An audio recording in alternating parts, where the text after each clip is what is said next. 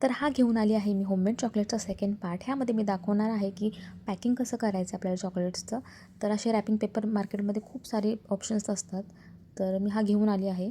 तर फक्त ह्या रॅपिंग पेपरमध्ये सुद्धा आपण फोल्ड करू शकतो आणि याच्यामध्ये बेकिंग पेपर येतो सोबत. तर ते ठेवूनसुद्धा आपण त्यामध्ये पॅक करू शकतो आहे. पण हा ऑप्शन छान आहे की बेकिंग पेपरमध्ये असं फोल्ड करायचं, जेणेकरून चॉकलेट जास्त वेळ जरी बाहेर राहिला तरी तो मेल्ट झाला तरी बाहेर येत नाही पॅकिंगच्या, आणि दिसायला अगदी छान डिसेंट वाटतं. तर ह्या पॅकेजिंगची आयडिया मी कोणासाठी सांगते, तर as a business, home business म्हणून जे कोणी करणार असेल त्यांच्यासाठी वेगवेगळ्या प्रकारचे हॅम्पर्स अवेलेबल असतात.